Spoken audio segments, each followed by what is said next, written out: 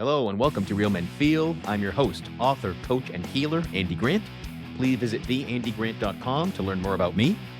Real Men Feel exists to remind men that they are human beings and have the right to experience and express all of their emotions.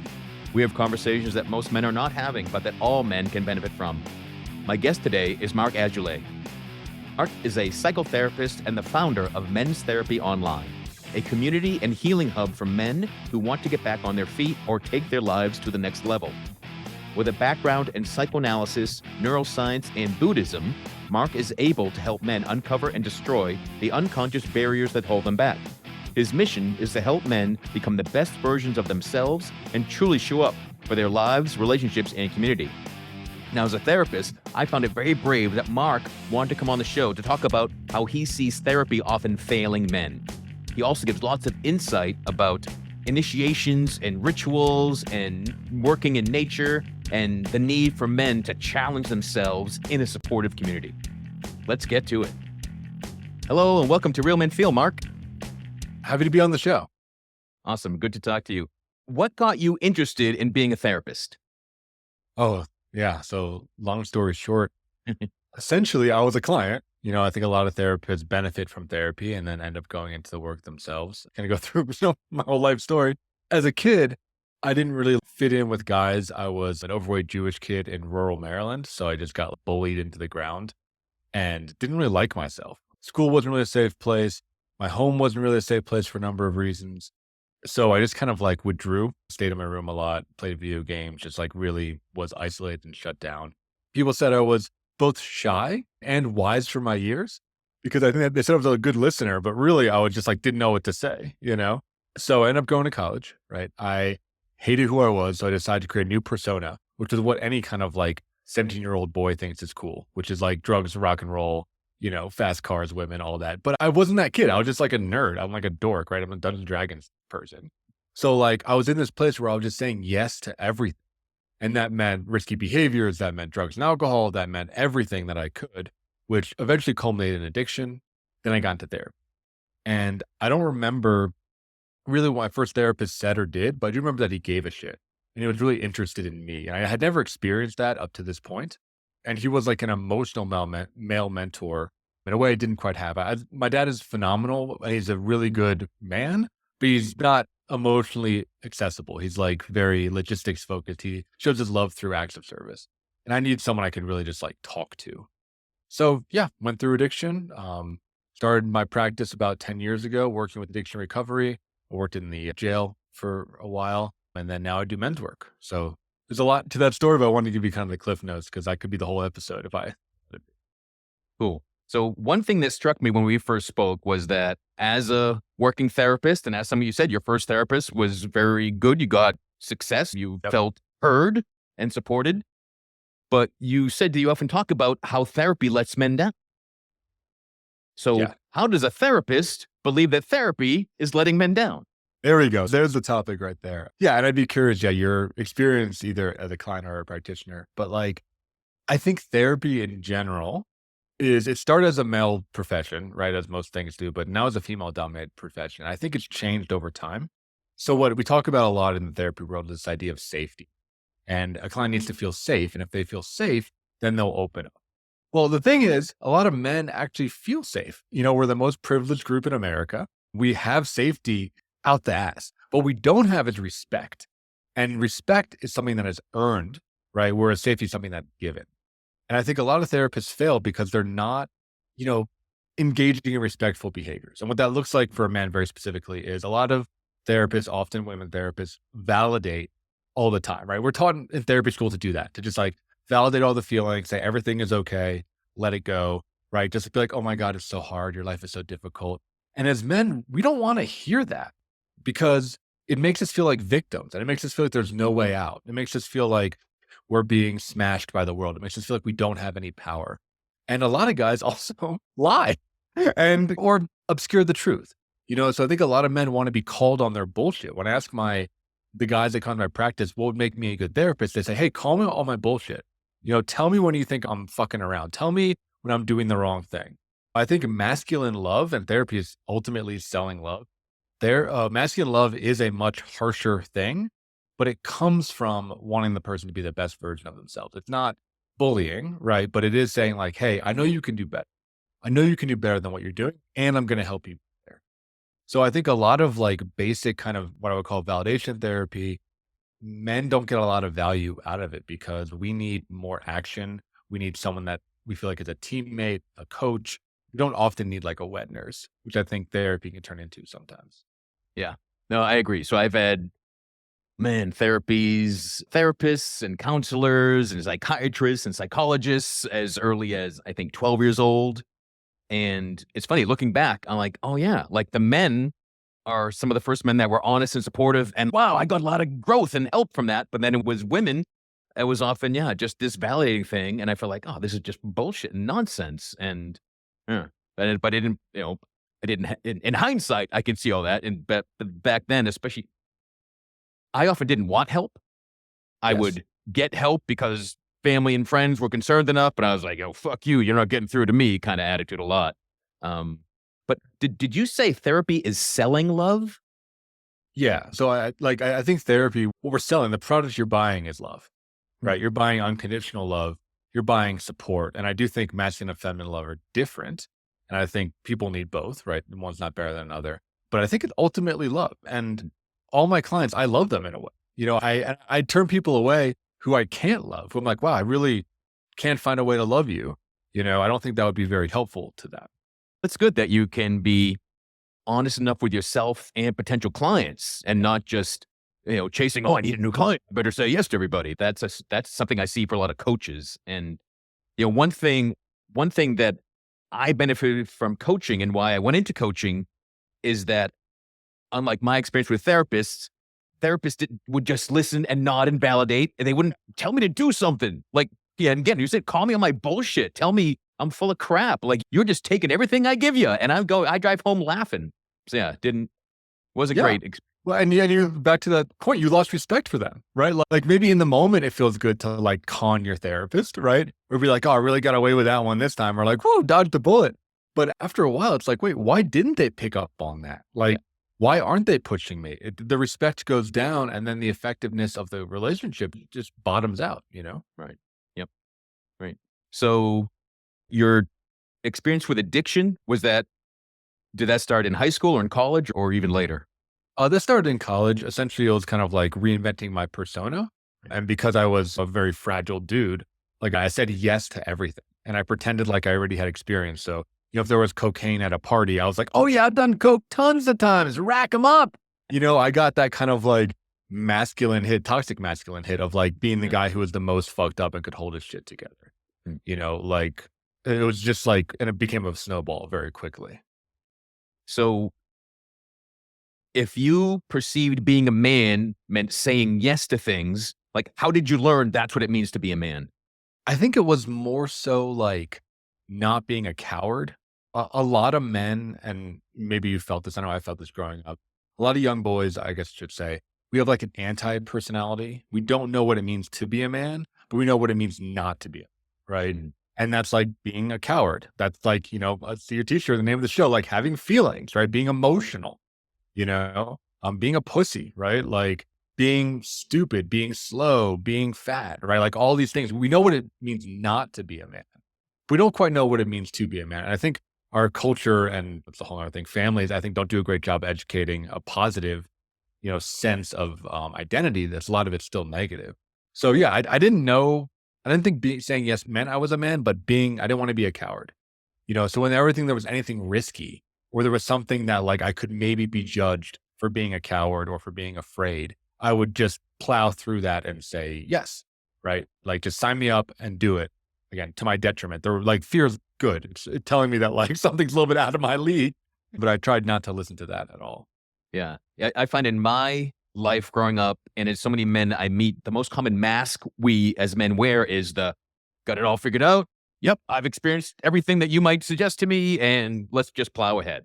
Right. Yeah. And that's what mansplaining is, right? I mean, that's why women, again, it's bullshit because like as mansplaining, it's like we pretend like we're experts in something that we're not. Right. I think people like talking to experts if we really know what we're talking about. But yeah, I think a lot of men come from that insecure place of like, the worst thing a man can say is saying, I don't know, or I don't have the answer to this. Yeah. And often I often say that the bravest thing a man can say is to ask for help. But saying, I don't know, is what takes as much courage too. Absolutely. Yeah. And it's, I'm a man of science, right? And that's the whole principle of science is like being okay not knowing things. Yeah. Right. Yeah. The only way we can learn, the only way we can grow or expand is by admitting we don't know something. Yeah. Absolutely. Cool. So what do you think it means to be a man today? Yeah. So let me take a break because there's a lot there. So I think the demands on men have really changed, especially in like Western culture, is we don't have to be the strong man really anymore. Like there's very few physical threats. There's not a ton of like, I don't know, wars that we're going to, right? I think we're very privileged and we're very insulated. And because of feminism, which is a phenomenal movement, I think women are asking for more emotionality from their men, right? The standards on the emotional, even spiritual way is way higher than it's ever been. I think before you could be like strong and rich and tough and come from like a good family and that's all. But I think now men are being called to do a lot more and they're being called into roles that we typically or historically have not. Things like caregiving roles, things like the healing professions, teaching roles, places where we actually are interacting with our community in a more nurturing way. And back to that kind of idea of masculine love, we're being called to express our love more than we've ever had in the past because the world's a lot less dangerous. I mean, I know it can feel like it's kind of fucked up, but it's a lot less dangerous than it ever has been, especially on kind of the village level or small level, right? Like back in history, being a bandit was like a real professional pursuit that you could do. So, and I'll pause after I kind of do this. So you can dive into more detail, but the attributes that I see as in modern masculinity is strength, courage, mastery, and honor. And I'm happy to go into those in more detail, but I am curious your thoughts on that first point of, do you feel like men are being called to do more today than ever? Yeah, certainly. But it's like everybody is. As kind of boundaries between roles and are more fluid and women can be anything and men can be anything. And with the dissolvement of the traditional family, often men and women do have to be everything if they're the one parent in a family or, raising children or launching a company and raising children, right? It's just not as the division of labor that used to be between parents or traditional male and female roles really doesn't exist anymore. I agree.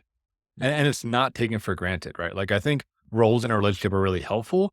They don't have to be based on gender, right? I think it should be discussed and be consensual.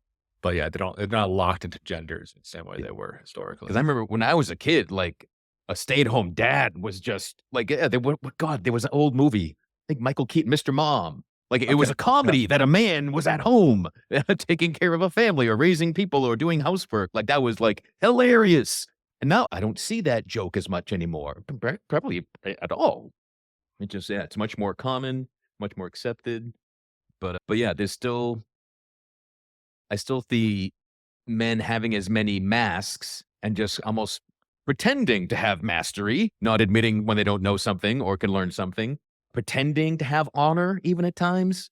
How does a man, recognizing it takes strength and courage, mastery and honor, how does a man gain more of any of those? Yeah, be uncomfortable, right? It's like be uncomfortable. And I think that's also something we talk about how therapy doesn't help men in some ways is that men grow through challenge and women grow through relationship, And again, I always have to make this kind of like sidebar, men and women loosely, gender is fluid, right? There can be masculine women and feminine men, but I think like masculine, you use heteronormative just for the conversation. I think masculine men grow through challenge and we grow through putting ourselves in shitty positions or things that push our limit, right? The whole get out of your comfort zone. And we need other people, mostly other men, ideally, that we can come back to as a safe base. A really common example that most guys have experienced is when dating, you're trying to talk to someone at a bar, right? Having a buddy there is so much easier, right? Because you can go out, you can talk to the girl, you can fail, you can have a funny story, but at least you have your buddy that you can shoot the shit with. You're there alone. One, you're probably not going to be approaching strangers. And two, if once you get the first rejection, you're out of there, right? You're not going to have that anchor and that support. Yeah. And I think that's something that guys can do for each other is really try to be those anchors because we are the rocks, and I think we need to be rocks for each other as well. Yeah. No, that's a great idea. That and the notion that you need men that you're close enough and comfortable enough with that they can push you, but they can also welcome you back home after a push didn't go so well, perhaps. Yeah, there's a really great study in the book of Boys and Men, which kind of talks about they were studying male and female parents at a playground, right? They had like a hidden camera essentially. And they found that the female parent with a little kid, right, is like underneath the kid, trying to catch the kid if the kid falls, right? The kid's up in the jungle gym, the mom is right there trying to catch them if they fall, right? And the dad is up on the jungle gym with the kid, encouraging the kid to climb higher. I think that perfectly really encapsulates the importance of both roles, right? You need someone that can catch you. We also need someone that can encourage you to climb higher. And I think that's what men are often lacking is like that encouragement to climb higher and to push beyond their comfort zone. Yep. Yeah, a couple years ago, I had the author of that book on, and of course, now I'm blanking on her name, but I'll link to that in the show notes. But yeah, Yeah. she has some great insight and really seeing how early those roles start getting made, and almost the earlier they're made, the harder they are to challenge or to break too. So, how has your personal experience with your therapy journey, with your addiction journey, how has that helped you? Or maybe I shouldn't say that. How has it impacted the way you work with clients? Oh, yeah, I'd say it's definitely helped, and I imagine you're similar where you do like the energy work and the coaching and stuff. And like the same with altered states that I'm sure you've experienced and emotional states that I'm sure you've experienced. That if we can go there ourselves, we can be there for another client, right? We can be there for our person. So I ask every single person who's interested in therapy is like, always ask your therapist, are they in therapy? Have they done it? What's their journey? If they say no, get out of that office because they need to be able to hold not just how intense you get, but one or two steps beyond. So again, you can be encouraged to go further and feel deeper into your feelings.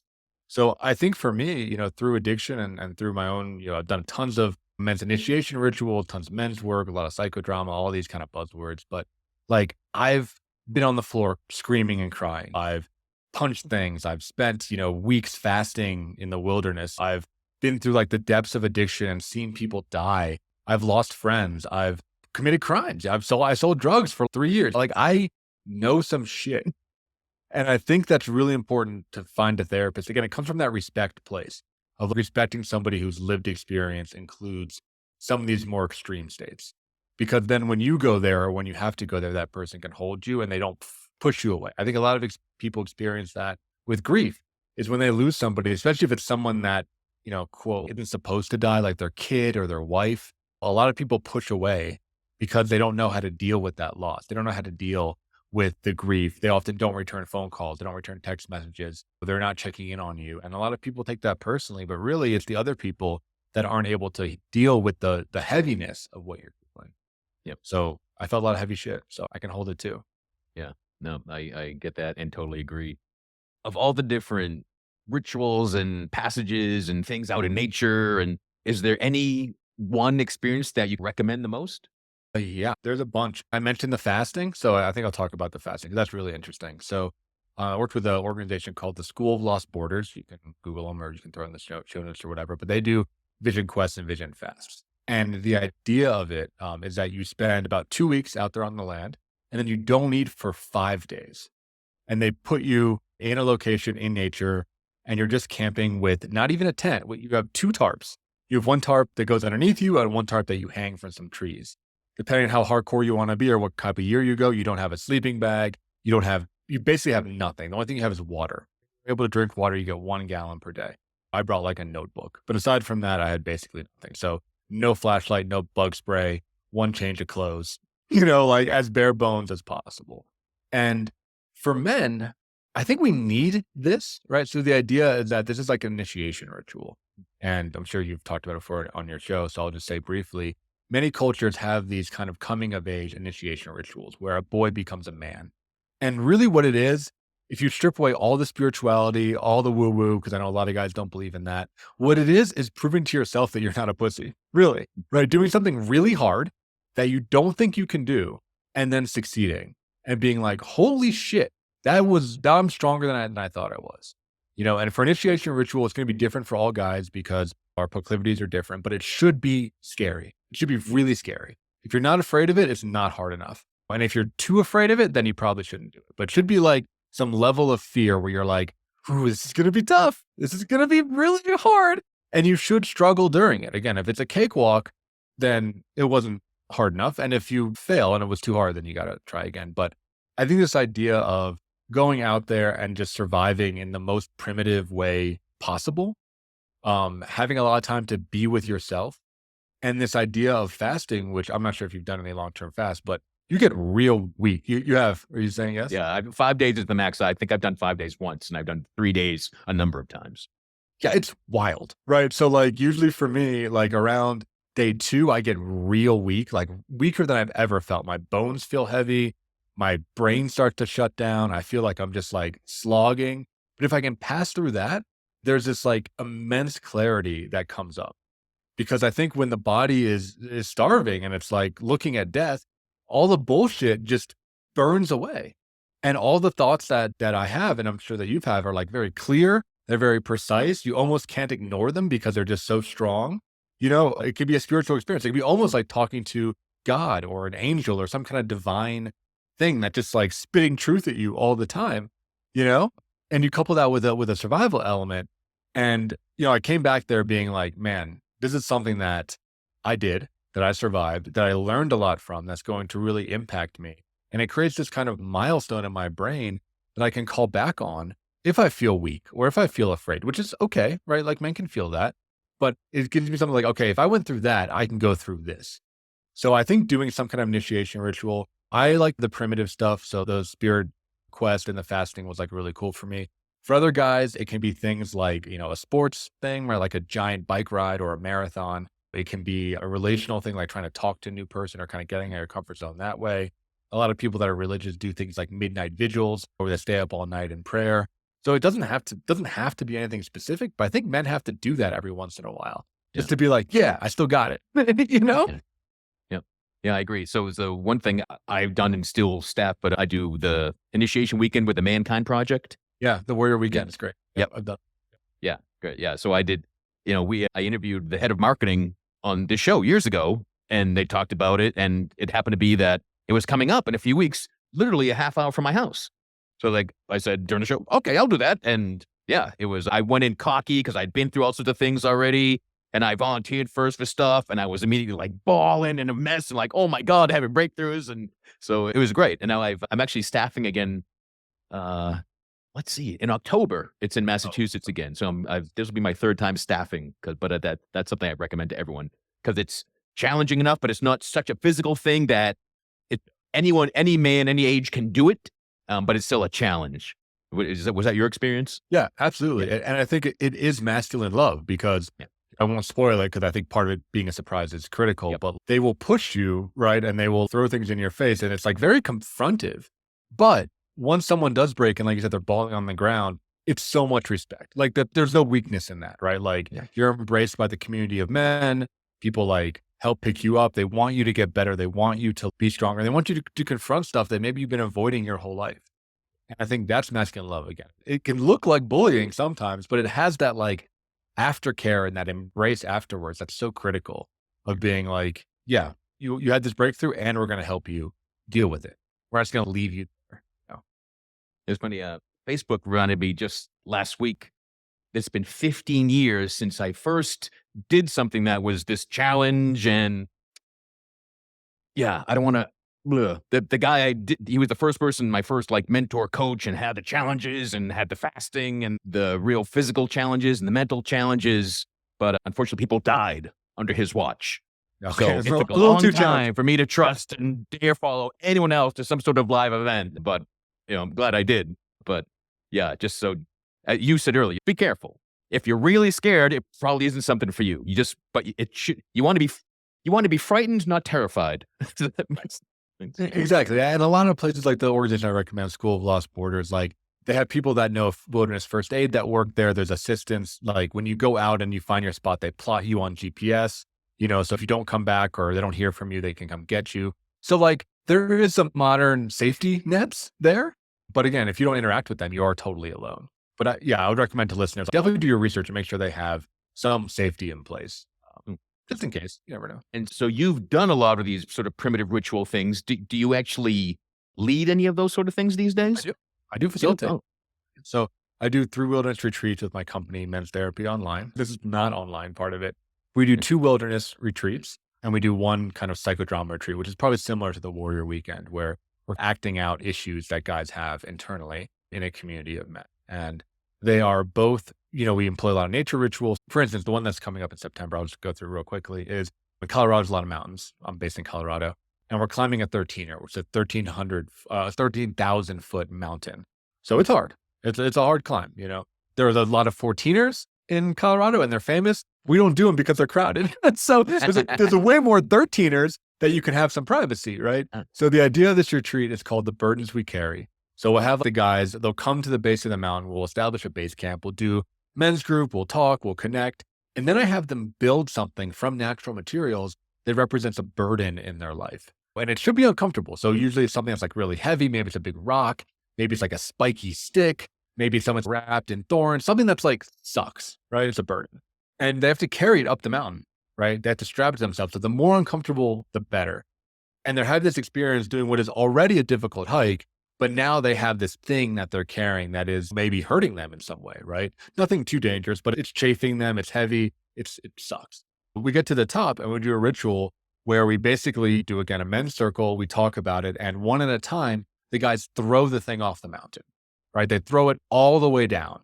And that's, why making natural materials, it can just go back to the earth, but we throw it off. And there's this like wonderful experience where some guys that do that, the minute they toss that thing, they are just crying, right? They're just like getting this experience of shedding this thing that has been like such a thorn in their side. And then they walk down, and going down is easier than coming up. So, it feels better. You're not carrying the big spiky rock, and you come back down. And what's critical about our retreats that I wish more did is that we do a lot of integration. So we have a circle, then we do a touchdown meeting the week after, and then we do a check-in 2 weeks later because, say that burden was a shitty job, right? Just because you throw the thing off the mountain doesn't mean your job changed, right? You didn't quit your job. You didn't make any changes. You just like did a cool weekend. And I found a lot of guys don't turn it into action. So we do this kind of long tail afterwards, because even though you have that major cathartic experience, then you kind of, again, have that masculine love, the accountability of like, okay, man, like you just talked for 3 days about how much you hate your job. And you hiked up this mountain, you threw the stone off the top. Like, when are you going to quit? Get down to brass tacks. When are you going to actually make that change? And I think a community of men can really make these retreats meaningful instead of just being navel gazing, because I think it's the combination of insight and action that creates change. And back to the original topic, a lot of therapy is just insight. There's no action. Right. So guys get stuck. Yeah. Cool. It reminds me of the notion of carrying this burden and having a metaphor, physical thing. I was, I think, 19 years old, and I had made another attempt on my life, and I was in a mental hospital, and a psychiatrist could tell I wasn't sharing. I wasn't opening up at all. He made me drag a suitcase around for the whole day. I'm like, fine, I'll do that. Like, I know what the point is, but everyone can ask me, why do you got a suitcase? Hey, man. So I was like, I was getting attention. I was like, oh, my baggage is making me famous today. Like, so he saw that I was liking it. He's like, yep. He's like, all right, next time I do this for someone, we're going to fill it full of rocks and make it much more uncomfortable.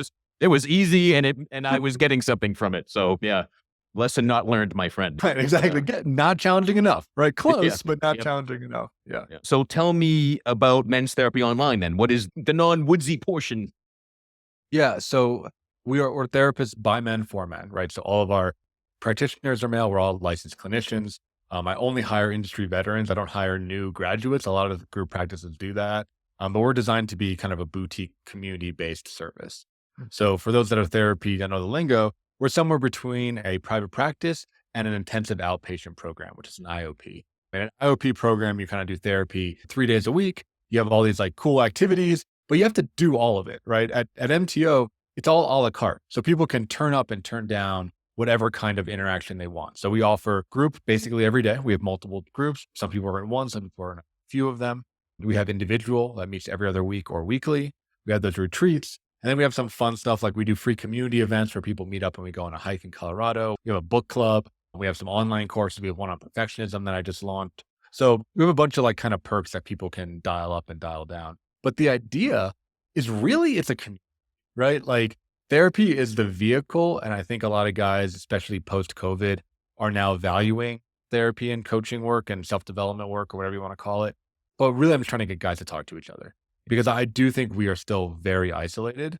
Yeah. And a lot of male friends are, which again, I have tons of these and they're great, like hobby friends, right? Like gym buddies or friends that you play basketball with or whatever.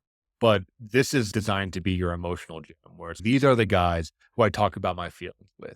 And over time, it becomes a chosen family. It really becomes like a band of brothers. And what's different from my practice in some ways is I encourage my people to be friends. So there's a Slack channel that everyone can talk to and they can all message each other through all the time. Right. I've had people hang out without me there and go on hikes. I've had two guys that became best friends and they were at each other's wedding. Like my goal for that thing is that they're at each other's funeral, right? That these would become lifelong connections that, yeah, maybe start at an MTO, but ultimately become real meaningful relationships. Because I think that's what the world needs. We need to just keep talking to each other and we need to be supportive and love each other. There's so much isolation right now. And you host a podcast too, right? I do. Yeah. It's called the Men's Therapy Podcast. Yeah. Pretty much, it's very similar to this show. And I'll have you on as a guest for sure. But it's very similar, right? We just talked about men's mental health and, most podcast listeners are male. So we, again, kind of getting off that ivory tower that a lot of therapists are on. It's like, we're going to go where the people are. We're not going to expect you always to come to us. So of all the different experiences you've had and insights and actions, does anything stand out as something you wish more men knew? I think, well, I'm looking at sure real men feel. So I think that's one thing, right? Is that like strength is not just physical, strength is emotional. And back to the point I made earlier, I think a lot of men, and I'm going to say specifically fathers in some way, like push away emotionality from their children. I think that creates a huge problem. So I think like it is strong to be able to lean in when your kid is upset versus shutting it down. It's strong to talk to your daughter about her getting bullied in school instead of trying to tell her to suck it up. It's strong to talk to your son about how he's afraid of going on this field trip instead of like just pushing him past his capacity. Like emotions are strength. And I think once you're on the other side, which I'm sure you are, Andy, I know you are, like that toxic man, that bully, you see how weak he actually is. And that was something that I was truly afraid of most of my life was the bully and the kind of like macho jerk. But once I'm on this side, it's like, oh, they're just like empty. There's a feeling of sadness. There's a feeling of lack there versus being like real strength is like masculine using its emotions to inspire, protect, and care for others. So yeah, don't be afraid of them. They can be the biggest source of strength. And it's just life. At the end of that, like that's how you feel alive is by feeling things. I think so many dudes are so dead because we're just pushing everything away and our aperture is so tiny that like we don't get touched by the world. We don't feel anything. And that sucks. That's just like being a robot. Yeah. I hear from so many guys, and I'm glad to hear more and more guys are kind of waking up and acknowledging they feel empty and lifeless, but they don't realize they control so much of that. And by being allowed to, deciding I'm going to feel more than hungry and angry, and then I'll feel more life, right? Yeah, and actually be alive and see how cool Earth is. Because there's a lot of stuff out there. Like there's a lot of stuff going on in our planet that you can check out. But I think a lot of guys, again, live in their comfort zone, whether it's that back to that macho jerk thing where I think they're just like very controlled. They only do things that they're confident in. To what I see more in my generation and a path that I easily could have walked down, which is kind of like depressed, isolated video games, just like living online. I think we're missing life in so many ways. And something can be your comfort zone and it doesn't feel very comfortable. Like it can be horrible, but it's your comfort zone. Yeah, absolutely. Yeah. Like, I mean, it's like you, I also struggle with depression and it's like horrible and I hate it. And it's very comfortable, like I can be in that state and it's usually it's not because I'm sad. It's because I'm afraid and overwhelmed and I don't have the resources to push myself out of it. But I empathize, like it feels really bad. And yet I can like settle there. So Marc, what's the best way for people to learn more about all the things that you're up to? Yeah, best thing to do is check out the website. It's menstherapy.online. And that's everything is there. So that's like the business page. You can sign up for our groups and retreats or whatever, but there's also a ton of free content. There's a book list if you just want to get started and you want to start reading asynchronously. There's the podcast. I have a YouTube channel. Like everything is there. So like, I think for a lot of guys, especially young men, I don't know, man, young men, anybody, like I had a lot of digital mentors and virtual mentors when I couldn't find other good men in my life. I followed a lot of YouTubers, read a lot of books, read a lot of biographies, read a lot of historical texts. I think like men need the wisdom of other men. So whether you pay me or not, right? Like there's a lot of value in consuming the asynchronous content and finding your digital mentors. So we hope to connect you with some of that too. Awesome. Awesome. Well, Mark, it's again just the second time we've ever talked, and I enjoyed both times immensely. So yeah, let's Good, definitely, good. let's talk again. Keep this going. And wherever you're catching Real Men Feel, please visit realmenfeel.org. See the blog post for this. We'll have links to all the books and resources mentioned and ways to connect with Mark. Wherever you're discovering Real Men Feel, please subscribe, follow, like, share this with someone that would get as much value as you did or even more. Post a review, a comment. You can reach out to me at realmenfeel@gmail.com. Always glad to hear from you. And until next time, be good to yourself.